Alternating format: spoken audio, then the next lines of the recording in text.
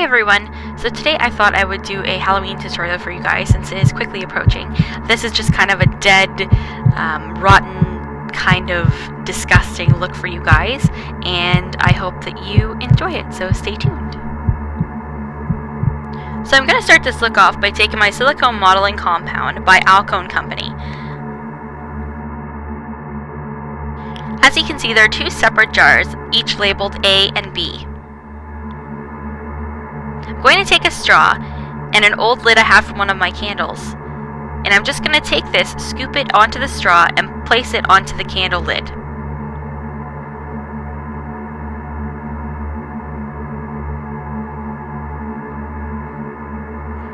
I'm going to take B now and take that and put it onto the straw, a separate one of course because you do not want to cross-contaminate them. And I'm just going to scoop that onto the lid so I can mix them both thoroughly to get the consistency I need to make sure that I can use the modeling compound. This is going to make it look like I have wounds and holes and spots on my face that look absolutely disgusting and terrible. Makes it like a 3D effect. With this product, you've got to make sure that you're really careful not to cross-contaminate anything. This means putting the separate lids back on the same jars that they came off of, and making sure you're not dipping your spatula, or in this case your straw, into the other one. I'm just going to take a Q-tip to use that to apply the compound onto my skin. With this, I'm just going to take this and drag this across my skin to make the wound look really 3D. I'm going to do a couple of wounds, so I'm going to do one on the side of my face, one on my chin, and I will do another one on my neck.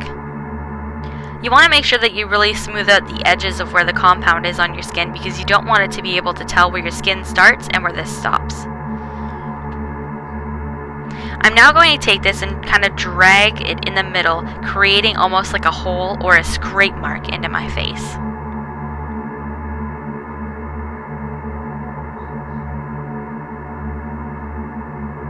Sorry about Stefan in the background. He was looking for something for his guitar and he's in this a few times. I'm just doing the same thing on the side of my face and down my neck, creating this disgusting 3D wound.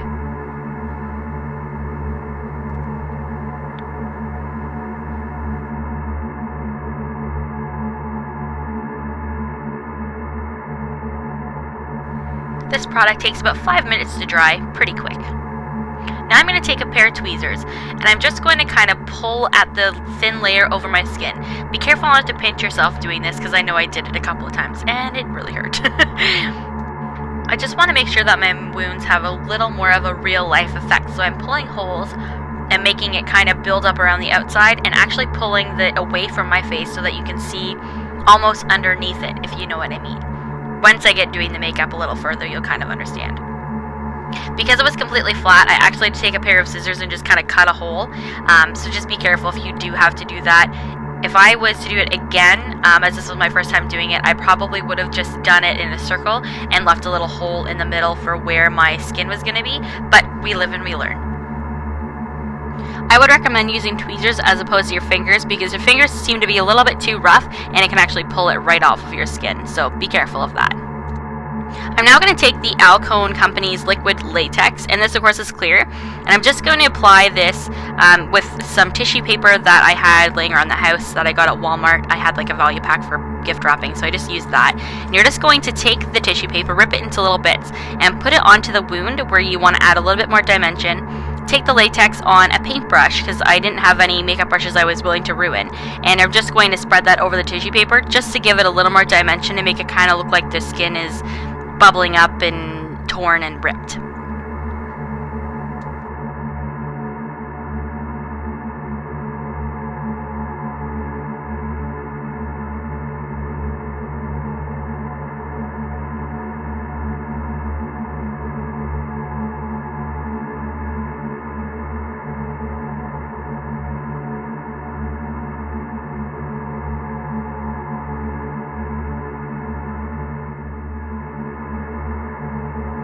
For foundation, I'm just going to take my Nars Sheer Glow and mix that with two different kinds of face paints, and they are both by Rubies. There's just a white and then the green, and I'm just taking an old candle lid, again a different one, not the one from before, and I'm just going to mix that together in with the Nars Sheer Glow. And you're just going to kind of eye this and make it the color that you want, and I'm going to mix that with a Q-tip, and I'm just going to get it to the consistency and the color that I would like to use on my face. And I'm just adding a little bit of green in there because I want it to kind of look dead and, you know, not human-like, not necessarily zombie, but you know what I mean. I'm going to go ahead and apply that with a wedge sponge, and I did lightly dampen this just to give a little bit of a better application. And I'm just going to take some of that on the end of the dampened side, and I'm going to stipple that just across my face. I'm also going to put that on top of the wounds, not just on my skin, because you want it to blend in properly and look like it's all part of your face. We'll go in and after and create some color to add some dimension and make them look a little more realistic.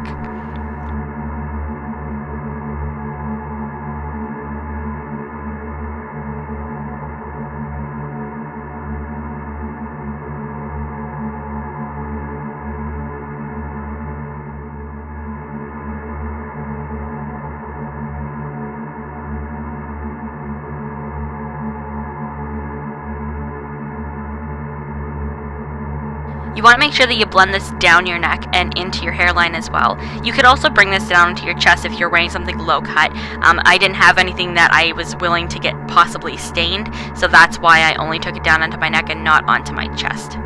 I'm now going to take my Revlon Colorstay Free Spirit palette. I'm just going to take the black color, which is on the actual palette named, or labeled number 2, I guess. And I'm just going to put that all over my eyes because I want them to look really sunken in and tired and almost like a bruise kind of idea.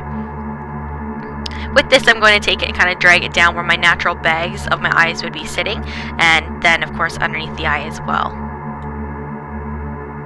Going to take it and just darken up the inside of the wounds, and I'm going to drag that across the outside as well just to make it look really bruised and sore and nasty. You want to make sure that you actually pull the skin back and kind of put it underneath where the latex and the silicone is sitting. That way it kind of gives a little more dimension, and I actually took it and I wiped it on the underside of the latex as well, just because it gave it a little more of a bruised look, and it really looked like it was bruised because it was seeping through.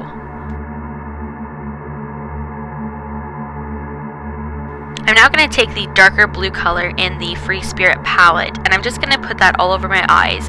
You want to make sure that you give it a little more dimension, a little bit of color, because bruises tend to be a couple of colors, not just a black, so this will just add a little more of a realistic edge to it.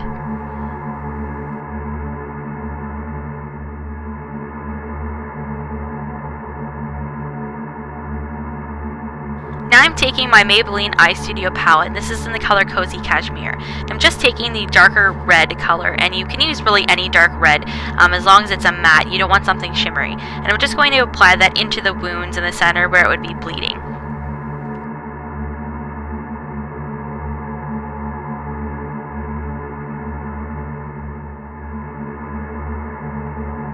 Now I'm going to take my Flare palette from Sigma, and I'm using the color Gossip, which is really a deep purple. I'm just putting this on the outside of the wounds and the cuts, just to darken it up and really deepen up the look and make it really bruised and sore.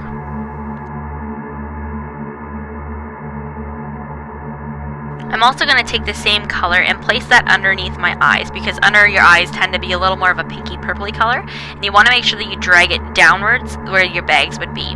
I also decided to go ahead and put some bruises on my neck because I thought it just needed a little bit more something. So I'm taking again the color Gossip and just circling that in. I'm now taking my Gosh Duo, and this is in the shades Dark and Dusty. They're just like a light gray and a dark gray, and I'm just mixing them together and putting them underneath my eyes and again around some of the bruising just to darken it up.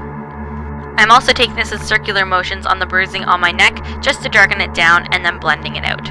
I decided to go ahead and fill in my eyebrows with the usual MAC eyeshadow in the color Omega just because it looked weird to me. I'm just going to take my Urban Decay 24/7 Velvet Glide On eye pencil in the shade Black Velvet, and I'm just going to line my waterline with this just to darken up my eyes and make them look a little more tired and dull. I'm going to take Maybelline's Color Tattoo 24-Hour Eyeshadow in the color Dramatic Black. I'm just using a Sigma Eyeliner E05 brush, and I'm just going to place this around the outside of the wounds and kind of underneath the silicone. Again, this is just to add some dimension and give it more of a 3D effect.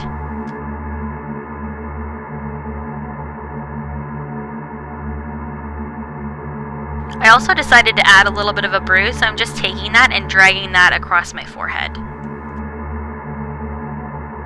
And I'm going to take my MAC 217 brush just to blend that out like I've been doing with the rest of the eyeshadows.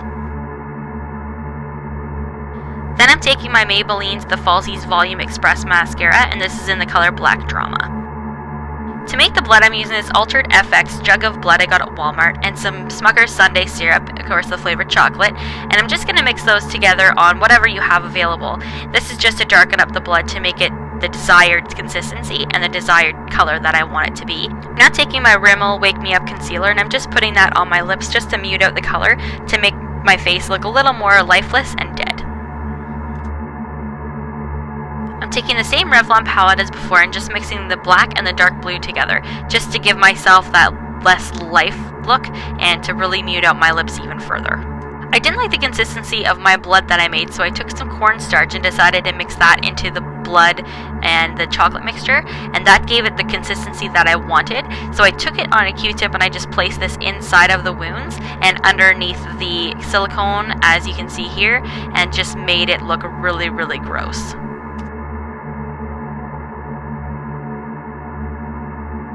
I decided to add some blood dripping from my lip because I thought that looked a little more realistic if I was dead, and also from one of my eye tear ducts.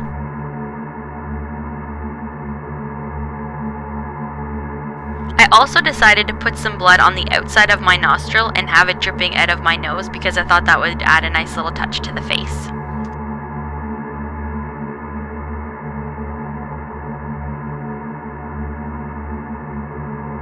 For my hair, the night before I had a shower, and my hair naturally dries pretty frizzy and kind of out of control, so I just threw it up in a top bun and that made it look the way it does now. I hope you guys enjoyed this tutorial as much as I enjoyed making it because it was a lot of fun just doing something really gross and nasty and really messy, so it didn't have to be perfect. I hope you guys are having a great day, and I will see you the next time. See you later. Bye-bye.